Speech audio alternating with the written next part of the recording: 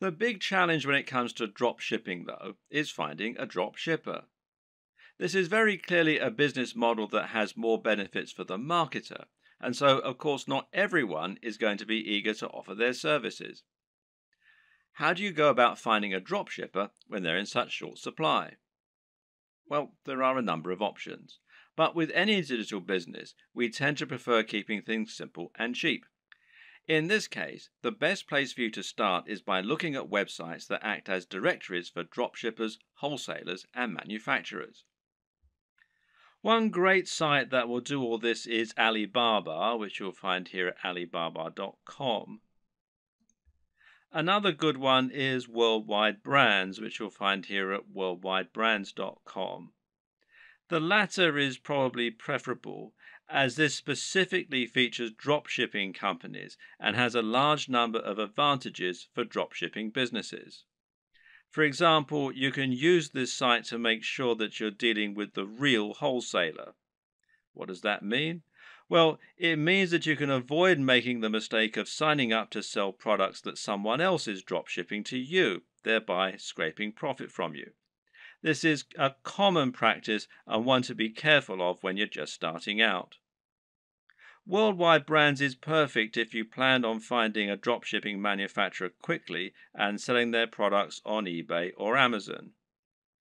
The only problem with this plan is that there's a fairly hefty sign-up fee. Currently, it costs $249. Okay, so that's not astronomical, and this is a lifetime membership.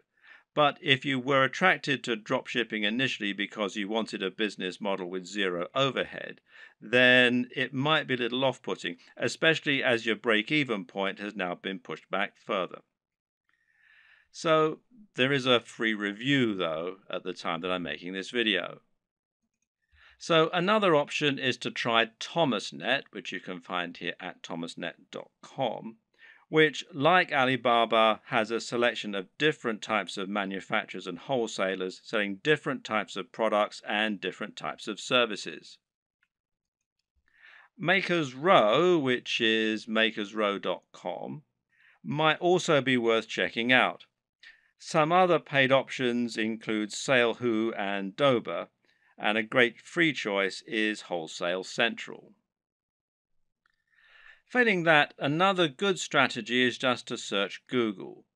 When you know the type of product you want to sell, just try searching for that product on Google with the word dropshippers and your location.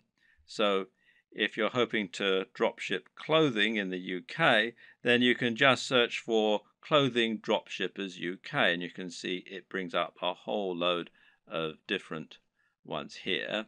And one that I looked at earlier was this one, fashiondropshippers.com, which seems to do exactly what we want.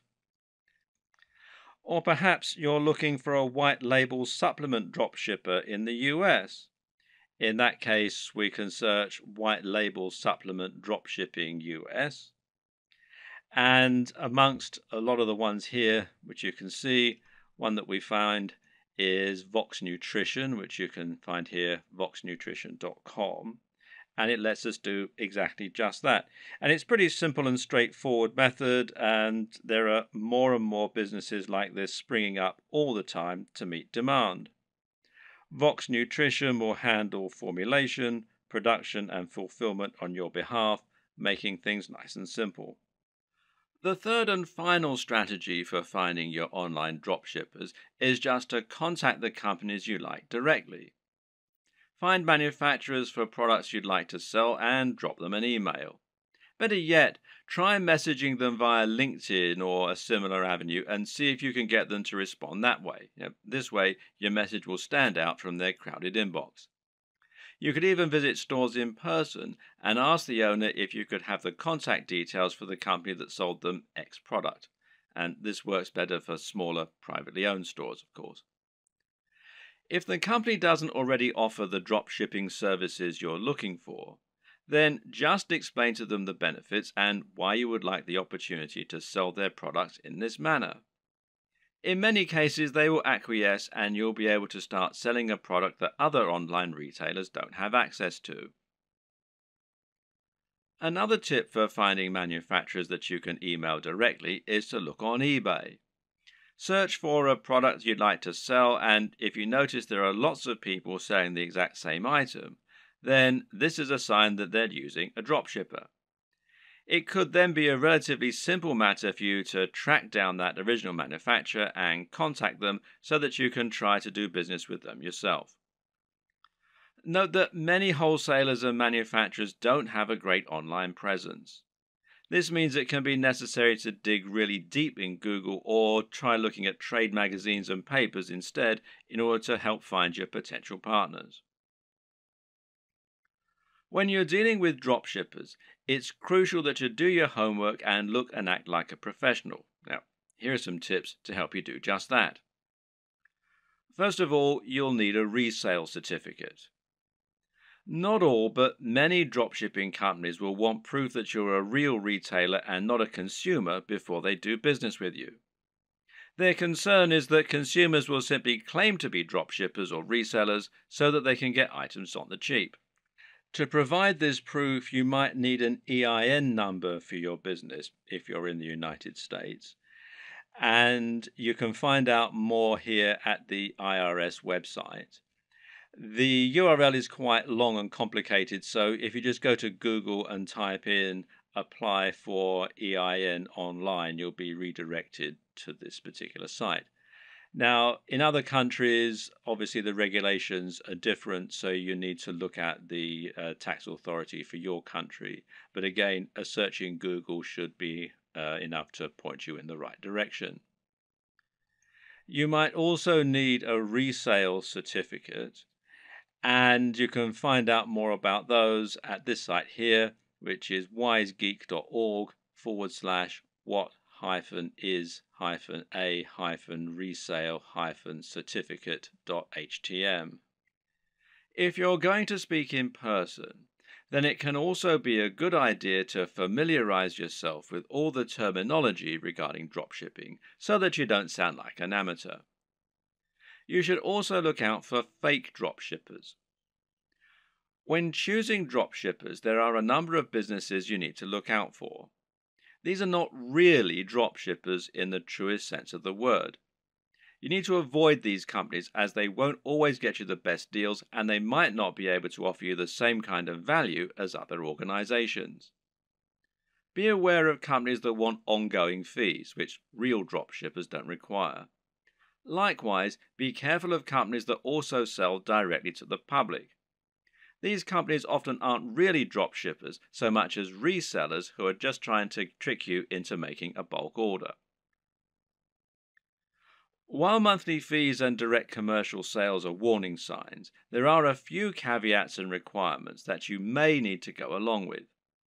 We've already seen that many dropshipping companies will require you to provide a resale certificate, and likewise, you might find that you need to apply for an account before you can begin using their services. And this will normally involve filling out a form and explaining the nature of your business, and so on. Now, some companies also require you to place a minimum order for your first sale. This is another strategy they can use to drive away consumers, as well as merchants who are just window shopping and may not use their products in future. So, for example, you might have a minimum first order of $500, which is a little bit contrary to the entire concept of dropshipping, as you'll now have a bunch of inventory sitting around and the potential risk of losing that upfront investment. So, what can you do? Well, the best advice is to ask if you can use this initial expense as credit.